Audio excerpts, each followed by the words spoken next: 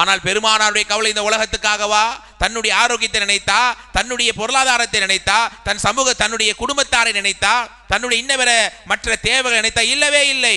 பெருமானாருடைய பிரார்த்தனை இந்த சமூகத்திற்காக, பெருமானாருடைய அழுகை இந்த சமூகத்திற்காக, பெருமானாருடைய வேண்டுதல் இந்த சமூகத்திற்காக, பெருமானாருடைய மகிழ்வு இந்த சமூகத்திற்காக என்றால், அப்படிப்பட்ட உம்மத்திலே, அப்படிப்பட்ட பெருமானார் வைத்திருக்கிற இந்த நேசத்தில் கொண்ட உம்மத்தில் நான் இருக்கிறேனே, அந்த பிரியத்தை நினைத்தாவது அந்த நபி எதிர்பார்க்கிற, அந்த நபி விரும்புகிற, அந்த நபியினுடைய அதாவது உண்மையான நேசன் என்கிற சஹாபி என்கிற பட்டத்தை அல்லாஹ் எனக்கு நீ தர வேண்டும். அப்படிப்பட்ட ஒரு வாழ்வை அல்லாஹ் எங்களுக்கு எதிர்பார்க்கிறான். அன்பானவர்களே, அஊது பில்லாஹி மினஷ் ஷைத்தானிர் ரஜீம். பிஸ்மில்லாஹிர் ரஹ்மானிர் ரஹீம். அன்பிற்கினிய சகோதர சகோதரிகளே, பெரியோர்களே, தாய்மார்களே, நமது மர்கஸில் உலூமின் சார்பாக இந்த வாராந்திர பயான் நிகழ்ச்சியில் நாம் பங்கெடுத்து வருகிறோம். அல்ஹம்துலில்லாஹ். இந்த சிறப்பான இந்த தருணத்திலே இஷாவுடைய தொழுகையை முடித்துவிட்டு பலர்களும் பரபரப்பாக அவருடைய அலுவலகங்களை பார்த்து கொண்டிருக்கிற இந்த நேரம், அல்லாஹுடைய அருளை எதிர்பார்த்த மக்களாக இந்த சபையிலே நானும் நீங்களும் இங்கே அமர்ந்திருக்கிறோம். சொல்லப்படக்கூடிய இந்த உபதேசங்களை நம்முடைய வாழ்க்கையாக, செயலாக அல்லாஹ் அமைத்து தர அருள் செய்வானாக என்கிற துவாவோடு என்னுடைய தலைப்பிற்குள் வருகிறேன். எல்லாரும் போர்டில் பார்த்துருப்பீங்க. அந்த அடிப்படையிலே இந்த சமூகத்தின் மீது நபி ஸல்லல்லாஹு அலைஹி வஸல்லம் வைத்துள்ள பாசம். தற்போது நாம் ரபியுல் அவ்வல் மாதத்திலே இருக்கிறோம். எங்கு பார்த்தாலும் பெருமானாருடைய மீளாத கொண்டாட்டங்களும், பெருமானாரை நாங்கள் உயிருக்கு மேலாக நேசிக்கிறோம், அண்ணலம் பெருமானார் ஸல்லல்லாஹு அலைஹி வஸல்லமுடைய அவர்களை புகழ் பாடி அவர்களை பெருமைப்படுத்துகிறோம் என்கிற நிலையில் இருக்கிற எத்தனையோ காரியங்களை இன்னைக்கு பார்த்து கொண்டுதான் இருக்கிறோம்.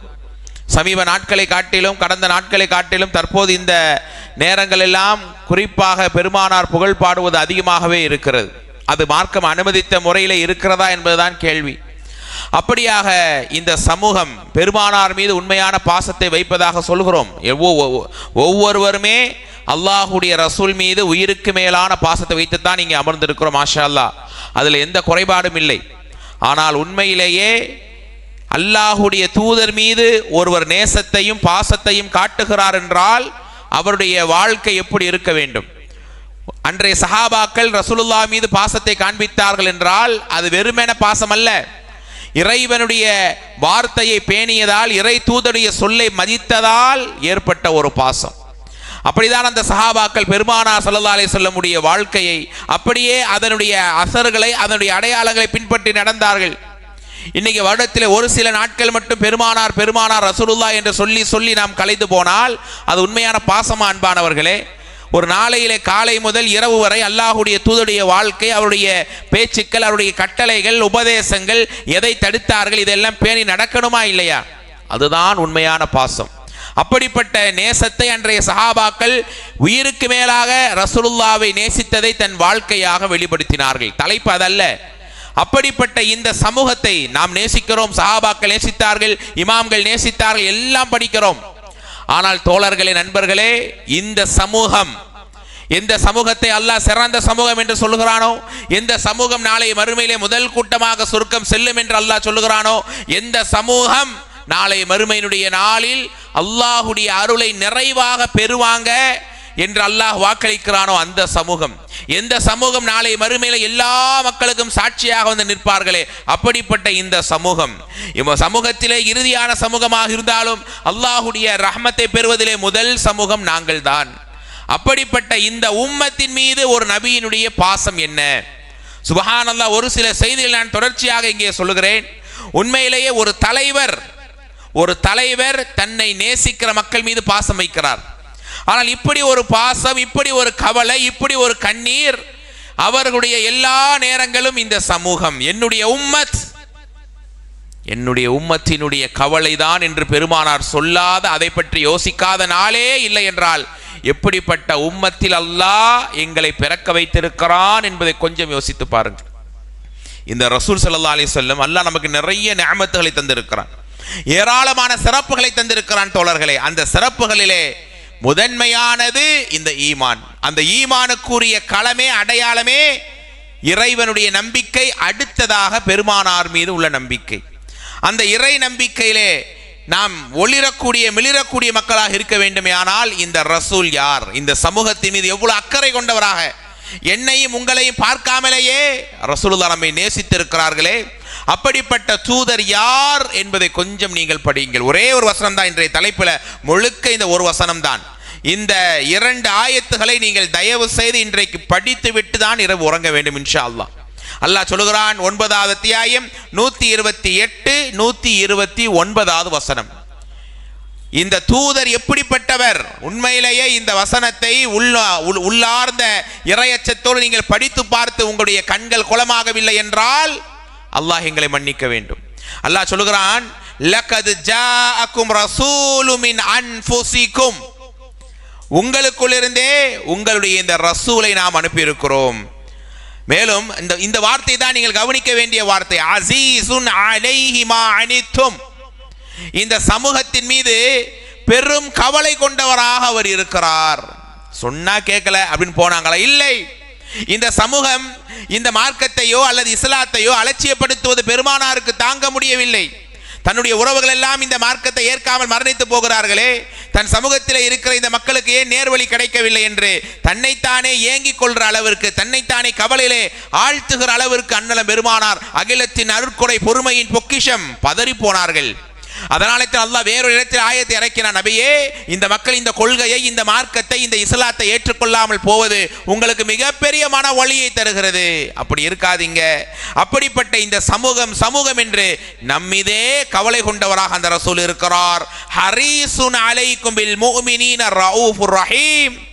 முஃமின்கள் மீது, இந்த மார்க்கத்தை ஏற்று வாழ்றார்களே, அப்படிப்பட்ட முஃமின்கள் மீது இரக்கம் கருணை கொண்டவராக இந்த தூதர் இருக்கிறார். எனவே நபி, இப்படியெல்லாம் நீங்க இருக்கிறீங்க, ஃபைன் தவல்லவ், இந்த சமூகம் உங்களுக்கு மாறு செய்தால், உங்களை அலட்சியப்படுத்தினால் நீங்க அதை பத்தி ஏன் கவலைப்படுறீங்க? ஃபகுல் ஹஸ்பியல்லாஹு லா இலாஹா இல்லாஹு அலைஹி தவக்கல்து வஹுவ ரப்புல் அர்ஷில் அஸீம். இந்த சமூகம் உங்களுக்கு மாற்றம் செய்தால், புறக்கணித்தால், நீங்கள் சொல்லுங்கள், ஹஸ்பி அல்லாஹ், அல்லாஹ் எனக்கு போதுமானவன், அவனை மீது நான் முழு தவக்கல் வைக்கிறேன், அவன் தான் அர்ஷின் அதிபதி, என்னை சார்ந்திருங்கள் நபியே, ஏன் கவலைப்படுகிறீர்கள்? ஆனால் பெருமானாருடைய கவலை இந்த உலகத்துக்காகவா? தன்னுடைய ஆரோக்கியத்தை நினைத்தா, தன்னுடைய பொருளாதாரத்தை நினைத்தா, தன்னுடைய குடும்பத்தாரை நினைத்தா, தன்னுடைய இன்னவர மற்ற தேவைகளை நினைத்தா? இல்லவே இல்லை. பெருமானாருடைய பிரார்த்தனை இந்த சமூகத்திற்காக, பெருமானாருடைய அழுகை இந்த சமூகத்திற்காக, பெருமானாருடைய வேண்டுதல் இந்த சமூகத்திற்காக, பெருமானாருடைய மகிழ்வு இந்த சமூகத்திற்காக என்றால், அப்படிப்பட்ட உம்மத்திலே, அப்படிப்பட்ட பெருமானார் வைத்திருக்கிற இந்த நேசத்தில் கொண்ட உம்மத்தில் நான் இருக்கிறேனே, அந்த பிரியத்தை நினைத்தாவது அந்த நபி எதிர்பார்க்கிற, அந்த நபி விரும்புகிற, அந்த நபியினுடைய அதாவது உண்மையான நேசன் என்கிற, சஹாபி என்கிற பட்டத்தை அல்லாஹ் எனக்கு நீ தர வேண்டும். அப்படிப்பட்ட ஒரு வாழ்வை அல்லாஹ் எங்களுக்கு எதிர்பார்க்கிறான். அன்பானவர்களே, பாருங்க, பெருமானார் ஸல்லல்லாஹு அலைஹி வஸல்லம் இந்த சமூகத்தை எப்படியெல்லாம் நேசித்திருக்கிறார்கள். சுப்ஹானல்லாஹ். நாம் ஒவ்வொரு நாளும் அண்ணலம் பெருமானாருடைய வார்த்தைகளை கேட்கிறோம், ஸலவாத் ஓதுகிறோம், அத்தஹியாத்திலே ஓதுகிறோம், ஹதீதுகளில் ரசூலுல்லாஹி அலைஹி வஸல்லம் வார்த்தையை கேட்கிறோம் தானே. ஏதோ ஒரு டைம்ல ரசூலுல்லாஹி அலைஹி வஸல்லம் உடைய வார்த்தை நம்முடைய உள்ளத்திலே ஒலித்து கொண்டே தான் இருக்கிறது. நாம் அந்த ரசூலை ஏற்றால் தான் முஃமின், அந்த ஈமானுக்குரிய அடையாளம். ஓகே. ஆனால் பெருமானார் ஸல்லல்லாஹு அலைஹி வஸல்லம் இந்த சமூகத்தின் மீது எப்படிப்பட்ட ஆர்வம் கொண்டவர்களாக இருக்கிறார்கள் தெரியுமா? நம்மிலே யாரும் நரகம் போய்விடவே கூடாது. பெருமானாருடைய முதல் நேசம். என் சமூகத்திலே இருக்கிற ஒருவரும் யா அல்லாஹ் நரகத்தில் தள்ளி விடாது என்று பெருமானார் கேட்காத பிரார்த்தனையே கிடையாது. என்னை உங்களை பார்த்திடாத கண்மணி நாயகம் ஸல்லல்லாஹு அலைஹி வஸல்லம், ஆனால் எனக்காக உங்களுக்காக அண்ணலம் பெருமானாருடைய பிரார்த்தனை அவர்கள் வாழ்கிற ஒவ்வொரு நேரம் நொடியும் இருந்ததா இல்லையா? ஒரு ஹதீதை நீங்கள் புகாரிலே படிக்கலாம். இந்த நெருப்பு துருத்தியும் நானும் சமம் என்றார்கள். நெருப்பு துருத்தியார் ஒரு விறகெல்லாம் போட்டு எரிக்கிறாங்க, அந்த விறகை எரிக்கிறான் பார்த்தீங்களா, அந்த நெருப்பு துருத்தி அப்படியே விறகை எரிக்கும் போது இந்த வெட்டில் பூச்சிகள் வந்து அப்படியே அது மேலே வந்து நெருப்புல விழுந்து அது கருகி போகும், செத்து போகும். அப்போ ஆஹா, ஒரு உயிருள்ள ஒரு பொருள் வந்து விழுந்து செத்து போகுதேன்னு ஒரு துணியை வச்சு அப்படியே தட்டி விட்டுக்கிட்டே இருப்பான். இவனும் நானும் ஒண்ணுங்கிறாங்க ஸல்லல்லாஹு அலைஹி வஸல்லம். ஏன்? என் சமூகம் தவறளிக்காமல், பாவங்கள் செய்யாமல், நல்லவராக வாழ்ந்த சொர்க்கத்தை அடையணும் என்று நான் ஆதரவு வைக்கிறேன். ஆனால் இந்த சமூகமோ மார்க்க நெறி இல்லாமல், இறை பொருத்தம் இல்லாமல், என் வழியை பின்பற்றாமல், ஷிர்கிலையும் பிதஅத்திலையும் அசிங்கத்திலையும் ஆபாசத்திலையும் இருந்து வழிகட்டு போகிறான். ஆஹுது பிஹிஜ்ஸிகும். பெருமானார் இந்த ஹதீஸிலே சொல்லுவாங்க ஸல்லல்லாஹு அலைஹி வஸல்லம், என் சமூகத்தினுடைய இடுப்பை பிடித்து நான் தள்ளுகிறேன். ஒரு மனுஷனுடைய இடுப்பை ஒருத்தன் பிடிச்சிட்டான்னா அந்த அந்த பிடியை விட்டு தப்பிப்பது ரொம்ப ரொம்ப கஷ்டம்னுவாங்க. அவனுடைய இடுப்பை பிடிப்பது என்பது அவனையே கண்ட்ரோல்ல கொண்டு வர மாதிரி. அப்படியாக பெருமானார் சொல்றாங்க, அவன் இடுப்பை பிடித்து நான் தள்ளுகிறேன், நரகத்தில் வந்துடாத, போ போ. ஆனால் எப்படி நெருப்பு துருத்தி என்னதான் தட்டி விட்டாலும் அதை தாண்டி பூச்சிக்கள் விழுந்து நரகத்திலே கரியாகுதோ, அதே போல என் சமூகத்தில் ஒரு சிலர்கள் என்னுடைய சுன்னாவுக்கு மாற்றமாக நடந்து ஒழுக்கம் இல்லாமல், ஈமான் இல்லாமல், இறை நெறி இல்லாமல் நரகத்திலே வந்து விழுந்து விடுகிறார்கள். இதுதான் எனக்கு பெரிய கவலை. என் சமூகத்திலே ஒரு சிலர்கள் நரகத்துக்கு இப்படி தள்ளப்படுவாங்களேங்கிற கவலை எனக்கு மிகப்பெரிய வேதனை தரும் என்று பெருமானார் சொன்னார்கள். அப்படியானால் அன்பானவர்களே, இந்த சமூகத்தில் இருக்கிற ஒவ்வொருவர்களுக்கும் ரசூலுல்லாஹி அலைஹி வஸல்லம் அவர்கள் ஒரு கவலை, ஒரு நேசத்தின் அடையாளமாக, இவர்களில் யாரும் நரகம் பக்கம் போயிடக்கூடாது நினைச்சாங்களே, இது உண்மையான நேசமா இல்லையா? இந்த நேசத்தை மதித்து நானும் நீங்களும் சிறப்பாக பெருமானாருடைய சமூகம் என்கிற அங்கீகாரத்தோட வாழ்றோமா என்பதை முதல் விஷயமாக யோசித்து பாருங்கள். அதே மாதிரி பெருமானாருடைய நேசத்தை இன்னொரு ஹதீஸின் மூலமாக நீங்கள் படிக்கலாம். இப்னு ஹிப்பானிலே வருகிறது, ஆயிஷா ரலியல்லாஹு அன்ஹா அறிவிக்கிறார்கள், ஒரு நேரம் ஆயிஷா அம்மையாருடைய வீட்டுக்கு ரசூலுல்லாஹி அலைஹி வஸல்லம் வராங்க. வந்த நேரம் ஆயிஷா அம்மையார் சொல்கிறார்கள், உதுல்லாஹ் லி யா ரசூலல்லாஹ், அல்லாஹ்வுடைய தூதரே எனக்காக ஒரு துவா செய்யுங்க, எனக்காக ஒரு பிரார்த்தனை செய்யுங்க. இப்போ சகோதரர்கள் இருக்கிறாங்க, ஹயாத்தோடு இருக்கிற நபர்கள்ட்ட போய் ஜி எனக்காக துவா செய்யுங்க சொல்லலாம், தவறல்ல. அல்லாஹ் யாருடைய துவாவை அங்கீகரிப்பார் என்று தெரியாத அன்பானவர்களே. அப்படியாக இந்த ஹதீதை நீங்கள் பாருங்க. உடனே ரசூலுல்லாஹி அலைஹி வஸல்லம் கையை உயர்த்தி கேட்கிறார்கள், அல்லாஹு மக்ஃபிர் லி ஆயிஷா, அல்லாஹ்வே ஆயிஷாவை மன்னித்து விடு, அமா தகத்தம மின் தன்பிஹா வ தஅக்கர், அவர் செய்த முந்தைய பிந்தைய பாவங்களையும், அமா ஸர்ரத் மா அலன்னத், அந்த ஆயிஷா ரகசியமாக அல்லது வெளிப்படையாக செய்த எல்லா தவறையும் மன்னிப்பாயாக அப்படின்னு துவா செய்கிறாங்க ரசூலுல்லாஹி அலைஹி வஸல்லம். எவ்வளோ பெரிய துவா! பெருமானார் கேட்ட துவா அப்படியே ஆயிஷா அம்மையாருக்கு ஒரு ஆனந்த சிரிப்பையும் கண்ணீரையும் தருகிறது. ஆயிஷா அம்மையார் ஃபவஹிகத் ஆயிஷா ஹத்தா ஸகத ரஅஸிஹா ஃபி ஹிஜ்ரிஹா, பெருமானார் மடியில விழுந்து சிரிக்கிறாங்க, இந்த ஆனந்த பூரிப்பு. அப்ப சொல்றாங்க, யசுர்ருகி துஆஇ, இங்க தான் நீங்கள் கவனிக்க வேண்டிய துவா உடைய ஹாப்பியா, நான் துவா கேட்டதால நீ இவ்வளவு உன்னை நீ மறந்து சந்தோஷப்படுங்க. ஏன்னா சிரிச்சு ரசூலுல்லாஹ்வுடைய தொடையில போய் அவங்க விழுறாங்க. அப்படி ஒரு சந்தோஷம். ஏன்னா அல்லாஹ் என்ன மன்னிக்க, பெருமானாருடைய துவா எவ்வளவு எவ்வளவு எவ்வளவு சிறந்த துவா, எவ்வளவு அல்லாஹ்ட்ட போய் நெருங்குகிற துவா. அப்படி எனக்காக ரசூலுல்லாஹ் துவா செஞ்சிட்டாங்களேங்கிற ஆனந்தம். யார்? ஒரு பெண்மணி, ஈமானிய பெண்மணி, அல்லாஹ் நேசித்த ஒரு பெண்மணி. மரண நேரத்திலே கூட பெருமானார் சொன்னார்கள் ஸல்லல்லாஹு அலைஹி வஸல்லம், என்ன ஆயிஷா, நாளைய சொர்க்கத்தில் நீதான் என் துணைவி என்கிற அந்த வார்த்தை தாமா என் மரணத்தை கொஞ்சம் லேசாக்குதுன்னு சொன்னார்கள். எப்போதும் ஆயிஷா என்கிற அந்த பிரியத்தை பற்றியே பேசிக்கொண்டிருப்பார், அவங்க நேசத்தை பற்றியே பேசிக்கொண்டிருப்பார்கள். அப்படிப்பட்ட ஆயிஷா ரலியல்லாஹ் அவர்கள் செய்திடாத தாவாவா, அவர்கள் கற்றிடாத கல்வியா, அன்னலாரோடு பயணிக்காத வாழ்க்கையா? அவங்க கேட்கிறாங்க என் பாவங்க, அவங்க என்ன பாவம் செய்திருக்க போகிறார்கள் அல்லாஹ் நாடியதை தவிர? அப்படிப்பட்ட ஒரு சில நிகழ்வுக்காகவே அல்லாஹ்வுடைய ரசூல் கேட்ட துவாவால மெய்சில் இருக்கிறார்கள். அப்போது பெருமானார் சொன்னார்கள், வமாலியலா லா யசுர்ருனி துஆஉக், ஆயிஷா அம்மையார் சொல்கிறார்கள், உங்க துஆவால சந்தோஷம் கிடைக்கலாம், என்ன நிலை, இதை விட என்ன சந்தோஷம் வேணும் யா ரசூலல்லாஹ்? உடனே பெருமானார் சொன்னார்கள், தோழர்களே, உண்மையில் நம்முடைய மேனிகள் மெய்சில் இருக்கிற ஒரு வார்த்தை. அப்படியே ரசூலுல்லாஹி அலைஹி வஸல்லம் உடைய அந்த சிறப்பை எண்ணி எண்ணி கண் கலங்குகிற ஒரு வார்த்தையை சொன்னார்கள், வல்லாஹி இன்னஹா லதுஆஇ லி உம்மதி ஃபி குல்லி ஸலாஹ். என்ன சொன்னார்கள்? ஆயிஷா, நான் உனக்கு ஒரு துவா செஞ்சேன்ல. என்ன துவா செஞ்சாங்க ஸல்லல்லாஹு அலைஹி வஸல்லம்? உங்களுடைய முந்திய பிந்திய ரகசியமாக வெளிப்படையாக செய்த எல்லா பாவத்தையும் எல்லாம் மன்னிக்கட்டு நான் உனக்கு செய்த இந்த துவா, இதே சிறந்த இந்த வார்த்தைகளை கொண்ட துவாவை ஒவ்வொரு தொழுகையிலேயும் ஒவ்வொரு வக்திலேயும் என் சமூகத்திலே இருக்கிறவருக்காக நான் கேட்டுக்கொண்டே இருக்கிறேன்.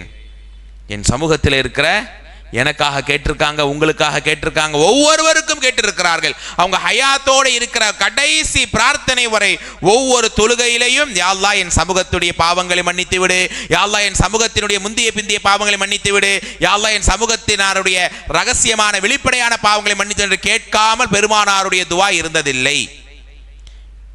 நம்மளாம் யாராவது துவா செய்யுங்கன்னு சொன்னா கூட மறந்துடும். பொதுவாக யா அல்லாஹ் யாரெல்லாம் துவா செய்ய கேட்டுட்டாங்களோ அவங்களுக்கு அருள் செய்யன்னு கேட்டு போயிட்டே இருப்போம். துவா செய்வோம் ஞாபகம் வந்தா கூட நம்ம கேட்டு போயிட்டே இருப்போம்.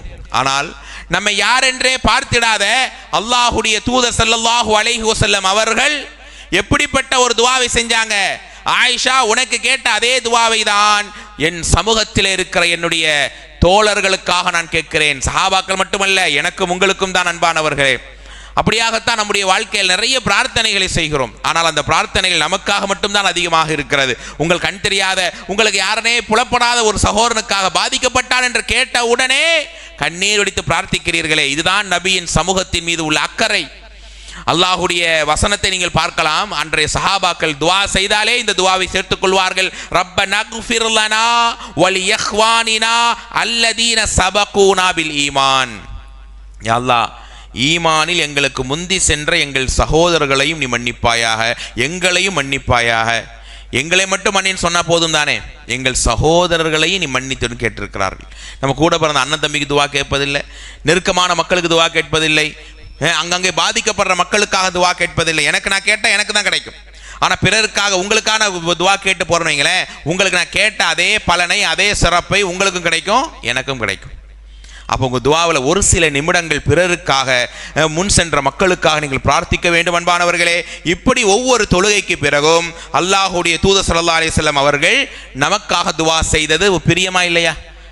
உங்கள் அம்மாவுக்கு நீங்கள் துவா செய்கிறீங்க, உங்கள் வாப்பாவுக்கு துவா செய்கிறீங்கன்னா, ஏன் என் மனசில் நிறைஞ்சிருக்கிறாங்க, என் பிள்ளைக்கு செய்கிறேன்னா நான் அவங்கள சொல்லாமே துவா செய்வேன். ஏன்? அவங்க என்னுடைய நேசர்கள், என்னுடைய சதை துணி, என்னுடைய ஈரக்கொலைகள் அவர்கள் எல்லாம். அப்படியாகத்தான் இந்த சமூகத்தின் மீது பெருமானாருடைய பாசத்தின் அந்த துஆவின் வெளிப்பாடாக காண்பித்தார்கள். அதே மாதிரி இன்னொரு சிறப்பை கேளுங்கள். ஒரு நேரம் சஹாபாக்கள் ரசூலுல்லாஹி அலைஹி வஸல்லம் அமர்ந்து இருக்கிறார்கள். அப்போது பெருமானார் சொன்னார்கள், வதித்து யஹ்வானனா, என் சகோதரர்களை சந்திக்க நான் ஆசைப்படுகிறேன். வதிது அப்படிங்கிற அரபு வார்த்தை இருக்கா இல்லையா? யுஹிப்புங்கிறன்னா பிரியப்படுறேன், ஆசைப்படுறேன்னு அர்த்தம். ஆனால் வதிதுங்கிறது எத்தனை தடவை வேணாலும் பல முறை நான் நேசிக்கிறேன், பிரியப்படுறேன், ஆதரவு வைக்கிறேன். அப்படி எக்ஸ்ட்ரீமா போய் ஒரு பிரியத்தை சொல்றதுக்கு தான் அரபியில வதிது, நான் நேசிக்கிறேன், நான் ஆசைப்படுறேன், ஆதரவு வைக்கிறேன் என் சகோதரர்களை பார்க்க. இப்போ சஹாபாக்கள் கேட்கிறார்கள். அந்த சஹாபாக்கள் யார்? என்னைக்கு லா இலாஹ இல்லல்லாஹ் சொன்னாங்களோ, இஸ்லாத்தை ஏற்றார்களோ, அன்று முதல் அண்ணலம் பெருமானாருடைய சொல்லை எப்படியெல்லாம் பேணி நடந்தார்கள், எப்படியெல்லாம் ஒரு பிரியத்தையும் நேசத்தையும் காண்பித்தார்கள் அன்பானவர்களே. அப்படிப்பட்ட ஸல்லல்லாஹு அலைஹி வஸல்லம் கிட்ட கேட்கிறாங்க, யா ரசூலல்லாஹ் அவலைஸனா இஹ்வானுக, நாங்கள் தானே உங்கள் சகோதரர்கள், நீங்க தான் எங்களை பார்த்துட்டே இருக்கிறீங்களே, வேற யாரை சொல்றீங்க? பெருமானார் சொன்னார்கள், அன்தும் அஸ்ஹாபி, சஹாபாக்களே நீங்கள்லாம் யார் தெரியுமா? என்னுடைய ஃப்ரெண்ட்ஸ், என்னுடைய தோழர்கள். ஆனா என் சகோதரன் யார்? அவனை நான் பார்க்க, அந்த வதிதுங்கிற வார்த்தைக்கு நான் ஏன் அர்த்தம் எக்ஸ்ட்ரா சொன்னேன்னா, அவ்வளவு ஆசையா ரசூலுல்லாஹ் பிரியப்படுறாங்க என்னையும் உங்களையும் பார்ப்பதற்கு. உங்களுடைய சகோதரன் யார சொன்னீங்க யா ரசூலல்லாஹ்? என்னை பார்க்காமல் என்னை ஈமான் கொண்டானே, அவன்தான் என் சகோதரன். நாளைய மறுமையினுடைய நாளில் அவனை சந்தித்து அவனுக்கான ஷஃபாஅத்தை, அவனுக்கான உபகாரங்களை செய்ய நான் ஆதரவு வைக்கிறேன். நாளைய மறுமையினுடைய நாளில் நடக்கிற சில சிறப்புகளை கேட்டால் உண்மையிலேயே நம்முடைய மேனிகள் மெய்சில் இருக்குமா இல்லையா தோழர்களே, தாய்மார்களே? அப்படிப்பட்ட ஒரு தனி சிறப்பை பெருமானார் இந்த சமூகத்தின் மீது வைத்திருந்தார்கள். இது ஒரு சிறப்பு. அதே மாதிரி அடுத்த இன்னொரு சிறப்பை நீங்க பாருங்க. இது பலமுறை நீங்கள் கேட்டதுதான், ஆனால் இந்த நேரத்தில் இதை நான் சேர்த்துக்கொள்ள ஆசைப்படுகிறேன். நாளைய மறுமையினுடைய நாள், மறுமை என்று சொன்னாலே இன்னைக்கெல்லாம் அது வெறும் பயானுக்கு மட்டும் தான் என்று ஆகிவிட்டது. அல்லாஹ் பாதுகாக்க வேண்டும். அந்த மறுமையினுடைய மஹ்ஷர் மைதானத்தில் நான் நிற்பேன். ஆடையின்றி, கத்னா செய்யப்படாமல், செருப்பு அணியப்படாமல் அல்லாஹுடைய வருகையை எதிர்பார்த்து நான் அங்கே தவிதவித்து என்னுடைய விசாரணை என்னவாகுமோ, நன்மையா தீமையா, சொர்க்கமா நரகமா என்று தெரியாத என்று கதறி அலறி பதறி ஒவ்வொருவருமே நிற்கிற இடம் அந்த மஹ்ஷர் மைதானம். அப்படிப்பட்ட மஹ்ஷரில் அல்லாஹ் ரப்புல் ஆலமீன் சொல்லுகிறான், ஒரு மனிதனுடைய காலடி சப்தத்தை தவிர எந்த சப்தங்களும் கேட்காது, மூச்சு விடுற சவுண்டு கூட கேட்காது. அப்படிப்பட்ட அந்த நேரத்தில் மனுஷன் எவ்வளவு நடுங்குவான். எந்திரிக்கும் போதே பாவ சுமைகளோட பாவிகள் எழும்புகிறார்கள். கண் இல்லாமல், வாய் பேச முடியாமல், ஊமைகளாக, பைத்தியங்களாக, ஏமாற்று செய்த பொருள்களை எல்லாம் சுமந்தவனாக, நயவஞ்சகத்தின் தன்மைகளோட இப்படியெல்லாம் எழுப்பப்படுறாங்க. ஆகா, இன்னும் விசாரணை நடக்கல, அதற்கு முன்னாடி அல்லாஹ் இவ்வளவு டைட் பண்ணுறானே, என்ன நடக்க போதோன்னு எல்லாரும் அலறுவார்கள், ஓடுவார்கள். ஆதம் அலைஹிஸ்ஸலாம், அன்தும் பி ஆதம், ஆதமிடத்திலே ஓடுங்க, என்ன உன்னை எல்லாரும் ஓடுவாங்க. ஆதம் நபியே, எங்கள் வாப்பாவே, நீங்கள் தான் எங்களுடைய ஆதி மனிதர், அல்லாட்ட எங்களுக்காக கொஞ்சம் பேசுங்க, அல்லாஹ் வருகை தரப்போகிறான். இந்த நாளை, இந்த இடங்களை பார்க்கும் போது எங்களுக்கெல்லாம் மனசெல்லாம் ஆக பதறுகிறது, நீங்க கொஞ்சம் பேசினால் நன்றாக இருக்குமே என்ற ஷஃபாத்தை தேடுவார்கள்.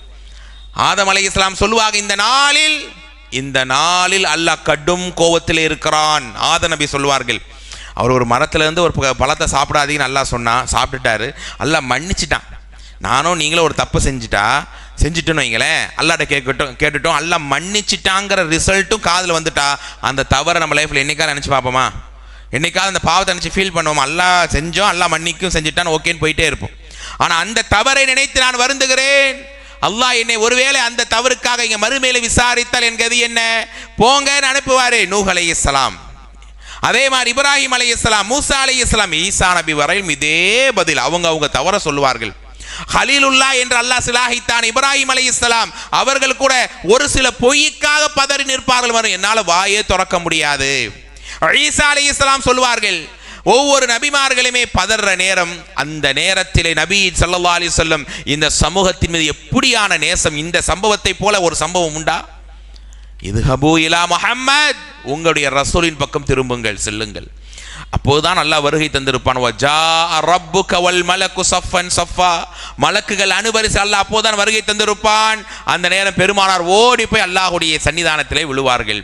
இர்ஃபா ரஸக யா முஹம்மத், முஹம்மதே உங்கள் தலையை உயர்த்துங்கள். சல் துஅதா, கேளுங்கள் தரப்படும். இஷ்ஃபா தஷஃபா, பரிந்துரை கேளுங்கள், இப்போது நான் அளிக்கிறேன். அப்படி ஒரு சான்ஸ் ஒரு ஆளு கிடைச்சதுன்னா, எழுமுன உடனே யா அல்லாஹ் எனக்கு இந்த இடத்தை வாக்களித்தாய், கௌசர் நீர் தடாகத்தை வாக்களித்தாய், சொர்க்கத்தில் முதல் ஆளாக சொன்னா எல்லாம் எனக்கு தான் கேட்டிருப்பாங்க தானே? அல்ல என் மனைவியை பார்த்துக்க யா அல்லாஹ், என் பிள்ளைகளுக்கு என்னோட சேர்த்து வைய கேட்ப மனுஷன் தானே அன்பானவர்களே. ஆனால் பெருமானார் தலையை உயர்த்திய நேரம் கண்ணீர் மல்க பெருமானார் இந்த உம்மத்தின் மீது வைத்திருக்கிற பாசத்தை மறுமையில தான் நிறைவாக நாம் பார்ப்போம். உடனே சொல்லுவார்கள், உம்மத்தி யா ரப், உம்மத்தி யா ரப், இறைவா என்னுடைய சமூகம், என்னுடைய சமூகம் இவர்கள். யா அல்லாஹ், உனக்காக என்னை நேசித்த கூட்டம் இவர்கள். இவர்களை நீ யா அல்லாஹ் நீ தண்டித்திடுவாயோ, கண்டிச்சிடுவாயோ, அல்லது நரகத்தில் தள்ளப்பட்டுரும் என்று பதறி கொண்டிருக்கிறார்கள். யா அல்லாஹ், யா அல்லாஹ், நான் உன்னுடைய கட்டளையோடு உன்னுடைய அனுமதியோடு ஷஃபாஅத் கேட்கிறேன். என் சமூகத்தில் இருக்கிற இந்த மக்களுக்கு லேசாக்க யா அல்லாஹ், நலவைத்தா யா அல்லாஹ், ஒரு பதட்டத்தை நீக்கி அவர்களுக்கு ராகத்தை கொடு இறைவா என்று கதறுவார்கள். அப்போதுதான் அல்லாஹ் சொல்லுவான், நபியே உங்களுடைய இந்த சமூகத்தோடு 70,000 மக்களோடு சொர்க்கத்துடைய வலது வாசல் வழியாக நீங்க போங்க. விசாரணை இல்லை, எந்த கேள்வி கணக்கு இல்லை, போங்க. அந்த கூட்டம் தான் இந்த நபி ஸல்லல்லாஹு அலைஹி வஸல்லம் நேசித்த அந்த இறுதி கூட்டம். அந்த மறுமையினுடைய அந்த நாளில் ஒவ்வொரு நேரத்திலேயும் பெருமானார் இந்த சமூகம், இந்த சமூகத்தினுடைய அந்த சிறப்பு, அவன் சொர்க்கத்தை அடைகிற வரை அங்கே இங்கே ஓடுவார்கள் ஸல்லல்லாஹு அலைஹி வஸல்லம். இந்த உம்மத்தின் மீது என்ன பாசம்! இந்த பாசத்தை வெளிப்படுத்தியதற்காக அல்லாஹ் அந்த நபியை எப்படி பாராட்டுகிறான்? நபியே, நீங்கள் இந்த மோமின்கள் மீது ரவுஃபாக, இரக்கம் காட்டுகிறவராக உலகத்திலே மட்டுமல்ல மறுமையிலுமே இருக்கிறீர்கள். அப்படி அல்லாஹ் சிலாஹிக்கிறான். இது ஒரு தனி சிறப்பாக நாம் பார்க்கலாம். அதே மாதிரி இன்னொரு சிறப்பை நீங்க பாருங்க. அம்ர் பின் ஆஸ் ரலியல்லாஹு அவங்க அறிவிக்கிறார்கள், ஒரு நேரம் அல்லாஹுடைய தூதர் ஸல்லல்லாஹு அலைஹி வஸல்லம், இது வந்து இந்த உம்மத்தின் மீது ரசூலுல்லாஹ் இவ்வளவு நேசத்தை வைத்தார்கள் என்பதற்கு இன்னும் அதைவிட முந்தைய சொன்ன சம்பவத்தை விட இன்னும் ஒரு படி மேலே ஸல்லல்லாஹு அலைஹி வஸல்லம் அவர்கள் சஜிதாவிலே இருந்து அழுகிறார்கள். இந்த உலகத்தில் நானும் சில நேரம் அழுகிறேன், நீங்களும் அழுவீர்கள். உலக தேவைக்காக, ஒரு மனக்கவலைக்காக, குடும்ப சிக்கலுக்காக, ஏதோ ஒரு மன நெருக்கடி அழுகை வருகிறது. ஆனால் பெருமானார் ஸல்லல்லாஹு அலைஹி வஸல்லம் அவர்கள் பல நேரம் சஜிதாவில் அழுவார்கள். ஆனால் இந்த அழுகை என்பது நீண்டு கொண்டே போகிறது. எந்த அளவுக்கு அல்லாஹ் ஜிப்ரீலை அழைக்கிறான். ஜிப்ரீலை அழைத்து அல்லாஹ்வுக்கு தெரியும் முஹம்மது நபி ஏன் அழுகிறார்கள், காரணம் அல்லாஹ்வுக்கு தெரியும். ஆனாலும் இந்த சம்பவத்தை இந்த சமூகத்துக்கு அல்லாஹ் இனியும் விரிபடுத்த நாடிவிட்டான். ஜிப்ரீலே, நீங்கள் செல்லுங்கள், சென்று முஹம்மதிடம் கேளுங்கள், ஏன் இப்படி செய்தாலே கிடக்கிறார். நீண்ட நேரம் சஜிதாவில் வெறுமேன் அல்லாஹ்வை புகழ்பாட மட்டுமல்ல, சஜிதாவிலே அழுது அழுது அழுது பிரார்த்தனை செய்து கொண்டே இருக்கிறார்கள், தலையை தூக்கவே மாட்டேங்கிறாங்க. ஜிப்ரீல் அலைஹிஸ்ஸலாம் வருகிறார்கள். வந்த நேரம் அல்லாஹுடைய தூதரே உங்கள் தலையை உயர்த்துங்கள் என்று சொன்ன நேரம் அப்படியே கண்ணீர் மல்க பெருமானார் தலையை உயர்த்துகிறார்கள். முஹம்மதை, ஏன் அழுகிறீர்கள்? என்ன தேவை உங்களுக்கு? அல்லாஹ் என்னை அனுப்பியிருக்கிறான், உங்கள் அழுகைக்கான காரணத்தை நான் கேட்டு வருகிறேன். அப்போது பெருமானார் 2 வசனங்களை ஓதி காண்பித்தார்கள். கண்டிப்பாக இந்த 2 ஆயத்துகள் நீங்கள் படிக்க வேண்டும் அன்பானவர்களே. ஜிப்ரீலே, ஒரு சில ஆயத்துகள் நான் படித்தேன். முதலாவது வசனம் இப்ராஹிம் என்கிற அத்தியாயத்துடைய 14வது அத்தியாயத்துடைய 36வது வசனம். ரப்பி இன்னஹுன்ன அضللن கஸீரம் மினன் நாஸ். இந்த மக்கள் இப்ராஹிம் நபியுடைய சமூகம், யா அல்லாஹ் இந்த மக்கள் உன்னை நிராகரிக்கிறாங்க, வழிகட்டு போறாங்க, யா அல்லாஹ் இவர்களுக்கு நீ எப்படி நேர்வழி தருவாய் என்று ஏங்கி ஏங்கி ஏங்கி அழுகிறார்கள். ஃபமன் தபிஅனி, யார் என்னை பின்பற்றுகிறார்களோ ஃபஇன்னஹு மின்னி, என்னை சார்ந்தவர்கள், என்னை புறக்கணித்தவர்களுடைய காரியம் உன் கையிலேயே இருக்கிறது யா அல்லாஹ். இப்ராஹிம் நபி கதறாங்க தன் சமூகத்தினுடைய வழிகேடர்களை நினைத்து. இந்த ஆயத்தை ரசூலுல்லாஹ் ஓதுறாங்க. முதல்ல 2வது 5வது அத்தியாயம் மாஇதா என்கிற அத்தியாயத்துடைய 118வது வசனம். ஈசாலை, அதே போல ஈசா நபியுடைய விசாரணை அல்லாஹ்வுடைய ரசூல் படிக்கிறார்கள். மறுமையில் அல்லாஹ் ஈசா நபி அழைத்து கேட்கிறான், ஈசா நீங்கள் தான் உங்களையும் உங்கள் தாயாரையும் வணங்க சொன்னீர்களா? அல்லாஹ் நான் அப்படி சொல்லுவேன், நான் அப்படி சொன்னா நீ உனக்கு தெரியும் தானே, நான் எப்படி சொல்லியிருக்க முடியும்? அப்போது நான் என்ன செய்ய? உன்னை வணங்கிட்டாங்க, என்ன செய்ய? அந்த நேரம் அல்லாஹ் ரப்புல் ஆலமீன் இந்த ஈசா நபி சொல்வது அப்படியே படம் பிடித்து காண்பிக்கிறான். நீங்கள் அர்த்தத்தோட கொஞ்சம் அமைதியாக அந்த குர்ஆன்ல படிச்சு பாருங்க. இன் துஅذிபுஹும் ஃபஇன்னஹும் இபாதுக், இந்த மக்களை அவங்க செஞ்ச தப்புக்காக நீ வேதனைப்படுத்தினால் அவங்க உன்னுடைய அடியார்கள், அவங்க உன்னுடைய அடிமைகள் செய்யலாம். வயின் தகுஃபிர் லஹும், அவர்களை மன்னித்தால் ஃபஇன்னக அன்தல் அஸீஸுல் ஹகீம், நீ நுட்பமானவன் யா அல்லாஹ், நீ அஸீஸாக, யாரை மிகைத்தவனாக இருக்கிறாய், மன்னிப்பதும் தண்டிப்பதும் உன்னுடைய கையில் இருக்கிறது. அந்த நேரம் பெருமானார் சொன்னார்கள், இப்ராஹிம் நபி ஈசா அலைஹிஸ்ஸலாம் தன் சமூகத்தை நினைத்து இப்படி அழுதிருக்கிறார்களே, நாளைய மறுமையினுடைய நாள், யாரும் யாருக்கும் ஒத்துழைக்காத, உதவி தர முடியாத அந்த நாளிலே என் உம்மத்திலே, வார்த்தையை கவனியுங்கள் தோழர்களே, தாய்மார்களே, என் உம்மத்திலே இருக்கிற ஒருவன் அல்லாஹ்வுடைய விசாரணை வளையத்துக்குள் அல்லாஹ்வுடைய தண்டனை பெற்று விடுவானோ என்கிற அந்த கவலைதான் என்னை இங்கே அழ வைத்தது. நம்ம தப்ப நினைச்சு நம்மளே அழுது கிடையாது, அல்லாஹ் நாடியவர்களை தவிர. ஆனால் நம்ம போய் இதே மாதிரி இந்த 2 நபிமார்கள் எவ்வளோ பதறாங்க, யா அல்லாஹ் என் சமூகம் செய்த தவறை நீ தான் பொறுத்து கொள்ள வேண்டும், தண்டிக்கிறதும் உன் கையில், மன்னிக்கிறதும் உன் கையில். இப்படி அல்லாஹ்வுடைய தண்டனையினுடைய லிஸ்ட்ல என் சமூகம் வந்துடுவாங்களோன்னு நான் நினைச்சு தான் அழுகிறேன். தனக்காக அளவில்லை, தன் தாய் தந்தை தன் மனைவி மக்களுக்காக இங்கே அளவில்லை, எனக்காக உங்களுக்காக பெருமானார் அழுதிருக்கிறார்கள். இது இந்த உம்மத்தின் மீது அண்ணலும் பெருமானார் பிரியம் காட்டியதுடைய இன்னொரு அடையாளம் தோழர்களே, நண்பர்களே. அதே போல இன்னொரு செய்தியை பாருங்கள். ஒவ்வொரு நபிக்கும் அனஸ் ரலியல்லாஹு அறிவிக்கிறார்கள், லிகுல்லி நபியின் தஅவா முஸ்தஜாபா. அப்படின்னா என்ன அர்த்தம்? இப்போ இப்போ சகோதரர் இருக்கிறார், ஒரு 2 துவாவை அல்லாஹ் கொடுக்குறான், 2 துவா சான்ஸ். அந்த துவாவுக்கு கன்ஃபார்மா பதில் கிடைக்கும். துஆ தஅவத்து முஸ்தஜாபானா பதில் அளிக்கப்படுகிற துஆ. யாருக்கா கேட்பீங்க அந்த 2 துவாவை? ஒரு உதாரணத்துக்கு கேட்குறேன். உங்களுக்கு கேட்பீங்களா, இந்த சமூகத்துக்கு கேட்பீங்களா? யதார்த்தம் அதுதான், மனிதனுடைய யதார்த்தம். எனக்கு தான் நான் கேட்பேன், என் தாய் 2 சான்ஸ் தான் இருக்கு, 2 எனக்கு தான் கேட்டுக்குவேன். அதான் ரசூலுல்லாஹ் சொல்றாங்க, லிகுல்லி நபியின் தஅவா முஸ்தஜாபா. ஒவ்வொரு நபிக்குமே இப்படி பதில் கன்ஃபார்மா அளிக்கப்படுகிற துவாவுக்குரிய சான்ஸ் எல்லா நபிக்கும் அல்லாஹ் கொடுத்தான். ஆனால் கத் தஆ பிஹா லி உம்மத்திஹி, எல்லாரும் இந்த உலகத்திலே கேட்டு விட்டார்கள். எல்லா நபிமார்களும் ஏதோ ஒரு உலக தேவைக்கு தன் சமூகத்தில் இருக்கலாம், ஆனால் உலகத்தை கேட்டாங்க. வஇன்னி இஹ்தபஅது தஅவதி ஷஃபாஅத்து லி உம்மத்தி யௌமல் கியாமா. ஆனால் எனக்கு அல்லாஹ், நானும் நபிதானே, எனக்கு அதே மாதிரி ஒரு சான்ஸ் இருக்குல்ல, துவாவுடைய சான்ஸ். இதை நான் உலகத்தில் எத்தனை நெருக்கடிகள் வந்தது, எத்தனை சிரமங்கள் வந்தது, எவ்வளோ பெரிய இன்னல் துன்பங்கள் எல்லாம் ஏற்பட்டது, அந்த நேரங்கள் எல்லாம் கூட கேட்காமல் நான் எப்போது மரணிக்கிற அந்த துவாவுடைய அந்த பாக்கியத்தை அல்லாஹ் எனக்குன்னு கொடுத்த நியாமத்தை நான் பொத்தி பாதுகாத்து அப்படியே பேணி அதை பயன்படுத்தாமல் என்னை நான் தவிர்த்து கொண்டேன். அதை அப்படியே பாதுகாத்து வைத்திருந்தேன். தெரியுமா, நாளைய மறுமையிலே என் சமூகத்திற்காக நான் அந்த துவாவை கேட்டு விடுவேன். தன் குடும்பத்துக்குன்னு சொல்லல, தனக்குன்னு சொல்லல, தன் சமூகம். அடுத்து ரசூலுல்லாஹ் சொல்றாங்க, ஃபஹிய நாயிலா, கண்டிப்பாக அந்த துவாவை என் சமூகத்தில் கன்ஃபார்மா பெறுவான். யார் அவன் தெரியுமா? மன் மாத்த மின்ஹும் லா யுஷ்ரிகு பில்லாஹி ஷைஆ. என் சமூகத்தில் இணை வைக்காம ஒருத்தர் மௌத்தாராம், பார்த்தீங்களா? அப்படிப்பட்ட ஒவ்வொருவருக்கும் அந்த துவா கிடைக்கும் என்று பெருமானார் சொன்னார்கள் ஸல்லல்லாஹு அலைஹி வஸல்லம். அப்படியானால் தோழர்களே, இந்த சமூகத்தின் மீது உள்ள ஆசை, அந்த அன்பு இப்படியும் பெருமானார் நமக்கு காண்பித்திருக்கிறார்கள். இன்னொரு சிறப்பை கேளுங்கள். பெருமானார் ஸல்லல்லாஹு அலைஹி வஸல்லம் அவங்களுடைய லைஃப்ல நிறைய அமல்களை நமக்கு சொல்றாங்க, அல்லாஹ்வுடைய கட்டளையின்படி அமல்களை சொல்றாங்க. ஆனா ஒரு சில அமல்களை ரசூலுல்லாஹி அலைஹி வஸல்லம்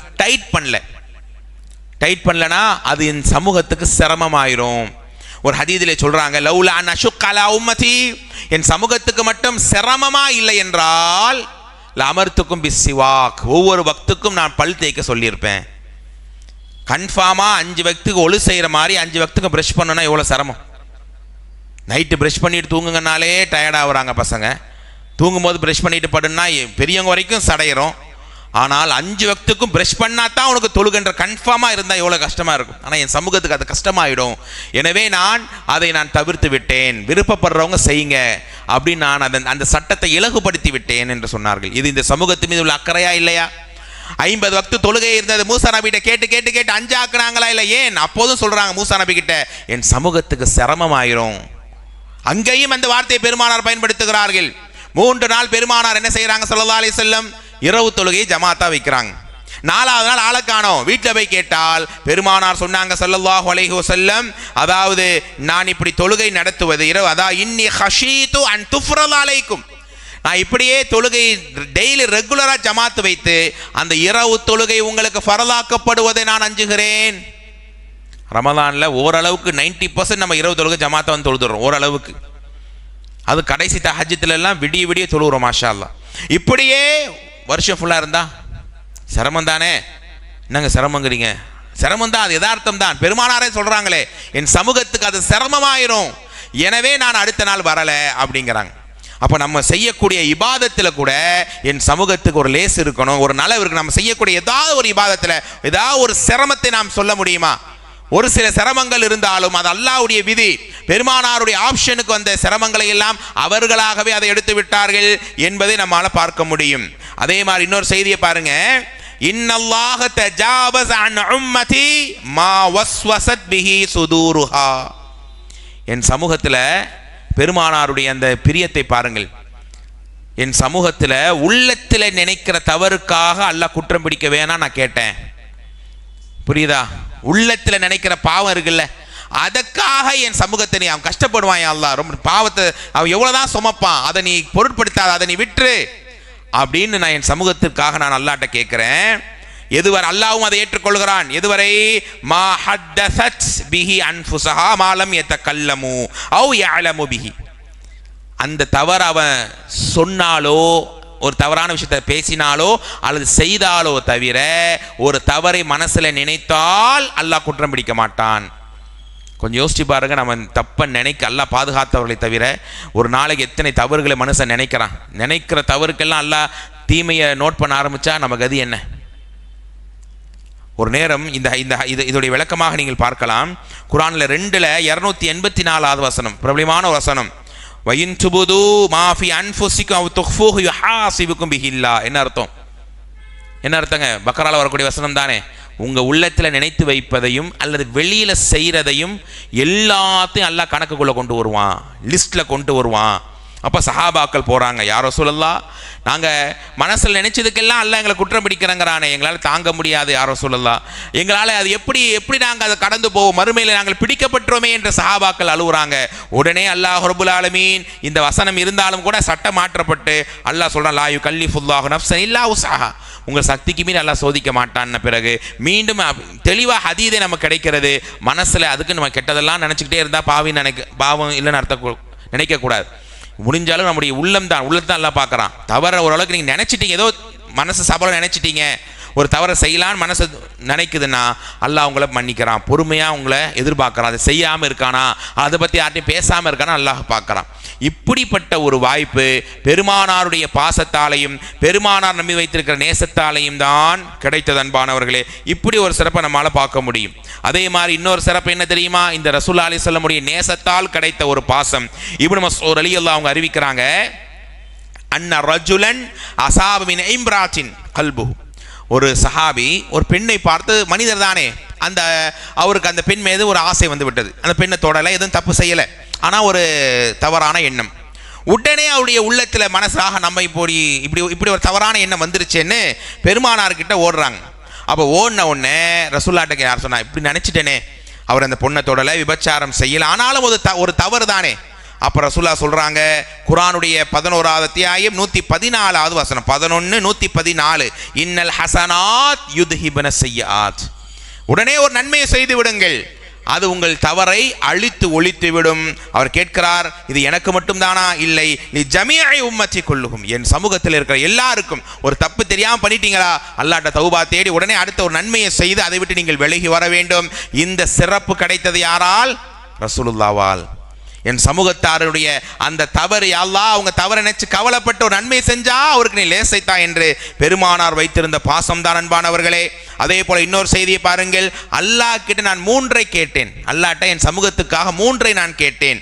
அல்லாஹ் ஃபஅதானி சின்தைன், 2 தந்தான். மனஅனி வாஹிதா, 1 அல்லாஹ் நிறுத்தி விட்டான், தடுத்து விட்டான்.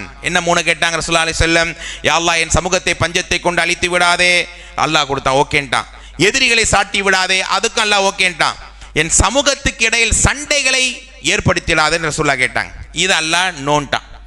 சண்டைகள் வரத்தான் செய்யும், பிரச்சனைகள் இருக்கத்தான் செய்யும். அப்போ இந்த 2ல் நம்ம யோசித்து பாருங்க, பஞ்சம், வறுமை, எதிரிகளை சாட்டப்படுவது ஒரு கட்டத்தில் நமக்கு அல்லாஹ் அதை லேசாக்கித்தான் தருகிறான். அப்போ இதெல்லாம் பெருமானார் நம்ம மீது வைத்திருக்கக்கூடிய மிகப்பெரிய பாசத்தின் அளவுகோல் தான் தோழர்களே. இதெல்லாம் தாண்டி நாளை மறுமையில்தான் பெருமானாருடைய ஆக சிறந்த ஹுப்பை, நேசத்தை நம்மால் பார்க்க முடியும். பெருமானாரை மறுமையில் 3 இடங்களில் நீங்கள் பார்க்கலாம். ஸல்லல்லாஹு அலைஹி வஸல்லம் தெரியுமா? 3 இடத்தில் நீங்கள் பார்க்கலாம். ஒன்று தெரியும், கௌசர் நீர் தடாகம், அப்படிதானே? நாளைக்கு எனக்காக என் ஃபேமிலி காத்திருக்குமான்னா தெரியாது. ஆனால் நம்மை பார்க்காத ரசூலுல்லாஹ் சொன்னாங்க, என் சமூகத்திலேயே சிறந்தவர் யார்? என் சமூகத்திலே அல் ஆஹரூன், இறுதியானவர்கள். நம்ம தானே இறுதியானவர்கள். பெருமானாரை நாம் பார்க்கல, ஆனாலும் பெருமானார் ஒரு சுண்ணாவை சொன்னா மனசு அதை செய்யணும்னு சொல்லுதா இல்லையா? மனசில் அதோடைய பின்பற்றுதலை யோசிக்கிறோமா இல்லையா? அப்படிப்பட்ட இந்த நேரம் என்னுடைய சமூகத்தில் இருக்கிற அவர்களுக்காக, என்னை பின்பற்றிய மக்களுக்காக அந்த கௌசர் நீரை ரசூலுல்லாஹ் எடுத்து கொடுப்பாங்க. யார் பெருமானாருடைய சுண்ணாவை மறந்து பாவத்திலேயே நிலைத்தார்களோ அவர்கள் விரட்டி அடிக்கப்படுவார்கள். அங்கே நீங்கள் பெருமானாரை பார்க்கலாம். 2வது இடம் என்ன தோழர்களே, இளைஞர்களே? மீசான், நன்மை தீமை எடை போடக்கூடிய அந்த இடம். அங்கதான் கடுமையான, அல்லாஹ் கொஞ்சம் கூட வெயிட்டை குறைக்க அதிகப்படுத்த மாட்டான். கட்டுகளவு நன்மைனாலும் அது அங்கே லிஸ்ட்டில் வந்துடும். கட்டுகள் இதெல்லாம் பாவமா அப்படின்னு நினச்சதெல்லாம் செஞ்சுருப்பாங்க, அதுவும் அங்கே லிஸ்ட்டில் வரும். அல்லாஹ் அப்படியே ஒரு கடுகு மணி அளவுக்கு கூட அல்ல செய்ய மாட்டான், இரக்கம் காட்ட மாட்டான். அங்கே ரசூலுல்லாஹ் நிற்பாங்க. யா அல்லாஹ், என் சமூகம், யா அல்லாஹ் என்னுடைய உம்மத்து, யா அல்லாஹ் ரொம்ப நடுங்கிறான், யா அல்லாஹ் நீ கொடுத்த அந்த துவாவால் ஷஃபாத்தால கேட்குறேன், கொஞ்சம் அவனுக்கு அந்த மீசானுடைய நிலையை லேசுப்படுத்தின்னு அங்கே நிற்பாங்க. அங்கேயே நின்றுட்டு இருப்பாங்க.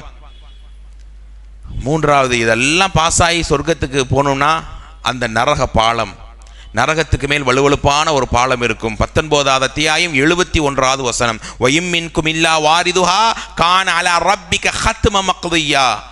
19-71 வசனம் படித்து பாருங்கள். ஒவ்வொருவருமே அந்த பாலத்தை கடக்காமல் சொர்க்கமே கிடையாது. நபிமார்கள் இருக்கட்டும், எல்லா சஹாபாக்கள் எல்லாரும் அந்த பாலத்தை கடக்க வேண்டும்.